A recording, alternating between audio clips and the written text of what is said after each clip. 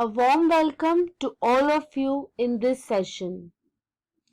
Today we are going to start with our second chapter of class 12th EVS, that is water pollution.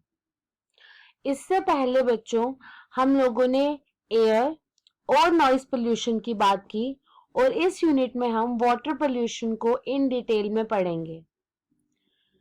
वैसे तो हर किसी type का pollution बहुत ही dangerous होता है, बट वाटर पोल्यूशन इसलिए ज्यादा डेंजरस है बिकॉज हम बहुत हद तक वाटर पे डिपेंड करते हैं।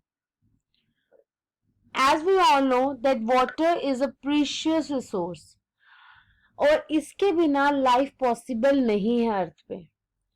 Water day by day polluted हो रहा है because of excessive and careless use.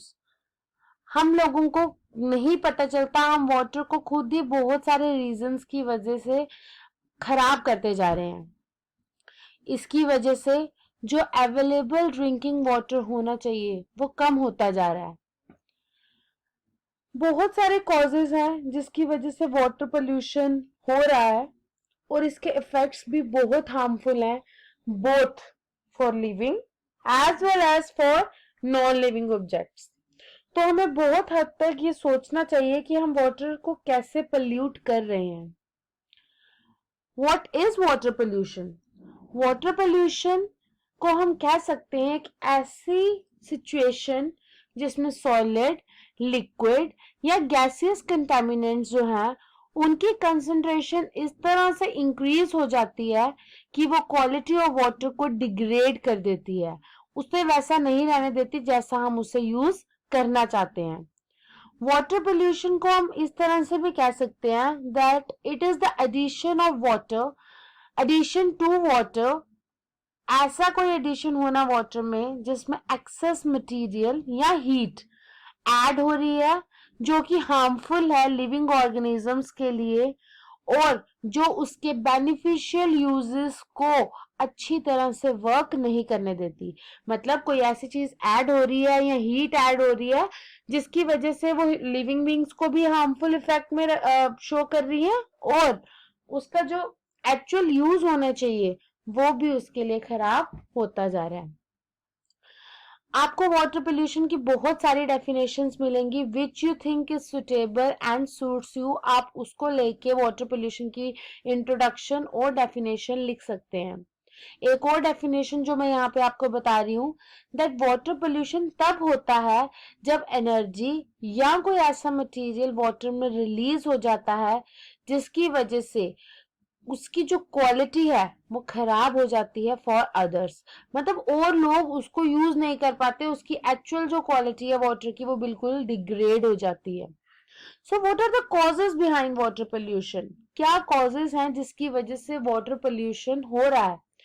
वैसे तो बहुत सारे हैं, हमारे जो प्रोडक्शन और एक्सप्लोरेशन के जो ऑपरेशंस रहते हैं उसमें ही हम बहुत सारा जो वाटर पोल्यूशन है, जो पोल्यूटेंट्स हैं वो ऐड करते जाते हैं। It includes domestic waste, sewage system, solid waste, industrial waste, acid rain, oil industries, aquatic plants and a lot more. Now we will take them one by one. सबसे पहले domestic waste. हमारे जो house hold waste होता है ना बच्चे, वो कहाँ डंप होता है? हम लोगों ने अपने घर से निकाला, बाहर निकाल दिया और बाहर जाने के बाद वो जो म्युनिसिपैलिटी की गाड़ियां हैं वो उसको ले जाती हैं। क्या आपने कभी सोचा कि वो एंड कहाँ हो रहा है? उसका जो एंड पॉइंट है दैट इज वाटर। कहीं ना कहीं पे जाके उसको जहां डंप किया जाता है that is a water resource और वो वाटर डायरेक्टली या indirectly human beings he consume करते हैं। तो डोमेस्टिक वेस्ट जो है वो बहुत हद तक वाटर पोल्यूशन कॉज कर रहा है। सीवेज वेस्ट, जितना भी एक्सक्रीटा का वेस्ट होता है आजकल के टाइम पे, तो ऐसा कहा गया that from the excretory products बहुत सारे यूजफुल चीजें बनाई जाएंगी ताकि वो हार्मफुल ना हो। बट टिल नाउ तक ऐसा कोई भी प्लांट इन जम्मू तो नहीं अवेलेबल हुआ है, बाहर की सिटीज में कहीं जगह पे वर्क हुआ है इसके ऊपर, जहाँ पे कहीं पे इलेक्ट्रिसिटी प्रोड्यूस हुई है, कहीं कहीं पे और कुछ प्रोडक्ट्स फॉर्म हुए हैं, लेकिन जम्मू में ये प्लांट अभी तक फॉर्म नहीं हो पाया है, और बहुत सारा इस पर वर्क भी हुआ है। और एंड अभी भी सीवेज वेस्ट का यही होता है कि उसको वाटर में ऐड कर दिया जाता है और वो उसको बहुत ज़्यादा कंटेमिनेट कर देता है, और हम वो ही कंटेमिनेटेड वाटर जो है वो कंज्यूम करते हैं अपने घरों में। तो सीवेज वेस्ट भी एक कॉज है। Next we have solid waste, जिसके बारे में आपने 10th में भी बात की थी, that it includes all the solid waste which we generate, और it cause blockage in flow over, जैसे कि आप इस फिगर में भी देख रहे हैं। तो आप देखेंगे कि इस तरह का वेस्ट रहता है जिसकी वजह से जो फ्लो ऑफ वाटर है वो प्रॉपर नहीं हो पाता। It causes water as well as air pollution, और पॉलीथीन इसका मेन सॉलिड वेस्ट है, मेन जो वेस्ट हम फॉर्म करते हैं। बच्चे आज के टाइम पे तो पॉलीथीन बैग्स बैन हो जाने चाहिए, लेकिन होते नहीं है। बहुत सारी जगहों पे पॉलीथीन आज भी यूज हो रहे हैं। एक रेवोल्यूशनरी एरा आया था जब ये कहा गया था कि पॉलीथीन को बैन कर दिया जाएगा और नहीं यूज करवाए जाएंगे, बट कोई स्ट्रिक्ट लॉ नहीं फ्रेम होने की वजह से आज भी लोग पॉलीथीन बैग्स यूज करते हैं। एक स्टेट में ऐसा किया गया था कि पॉलीथीन को रीयूज करने के उसमें उन लोगों ने एक टाइप की एक सॉलिड उसको कन्वर्ट करके रोड कंस्ट्रक्ट की थी। तो इस तरह का वर्क किया जाना चाहिए ताकि पॉलीथीन को हम कहीं ना कहीं पे रोक सकें। अदरवाइज पॉलीथीन को आप जितना मर्जी डंप करके रखिए, वो वैसा ही आपको वापस मिलेगा, maybe for thousands of years. Next we have industrial waste. Industries waste में हम paper waste, rubber waste, aluminium waste, ये डायरेक्टली क्या किया जाता है, जो इसका रेजिड्यूल मटेरियल रहता है ना बच्चे इंडस्ट्रीज का, ये सारा वाटर में डंप कर देते हैं और इसकी वजह से वाटर पोल्यूशन होता है। Next we have acid rain. As we know कि एसिड रेन में बहुत ज़्यादा कंसंट्रेशन रहती है एसिड्स की, तो it consist of sulphuric acid, और जैसे ही वो एंटर करता है इनटू द वाटर बॉडीज तो एक्वेटिक लाइफ को खराब करेगा, सॉइल में जाएगा तो वेजिटेशन को खराब करेगा। तो एसिड रेन बहुत हद तक वाटर पोल्यूशन का कॉज है। Aquatic plants, you must be aware of an aquatic plant water हाइसिथिन। तो ये जो प्लांट है ना बच्चे, ये भी पोल्यूशन कॉज करता है वाटर में, और वो कैसे करता है कि इस प्लांट के बहुत लॉन्ग लीव होते हैं, as you can see in the pic, ये इस तरह से कवर कर लेता है वाटर को और इतनी जल्दी ग्रो करता है, और सारे के सारे जो एसेंशियल न्यूट्रिएंट्स होते हैं वाटर से वो ये ले लेता है, और जितने भी मैरीन ऑर्गेनिजम्स होते हैं उनको वो न्यूट्रिएंट्स नहीं मिल पाते, जिसकी वजह से वहां का जो इकोसिस्टम होता है वो बिल्कुल खराब हो जाता है। इसको हम टेरर ऑफ बंगाल भी कहते हैं बिकॉज ऑफ इट्स अबेंडेंस इन बंगाल। तो वहां पे तो इसकी जो कहेंगे पॉपुलेशन वो बहुत ज़्यादा है, जिसकी वजह से वहाँ पे एक्वेटिक प्लांट जो मैरीन ऑर्गेनिजम्स या वाटर के ऑर्गेनिजम्स रहते हैं उनको बहुत प्रॉब्लम आती है।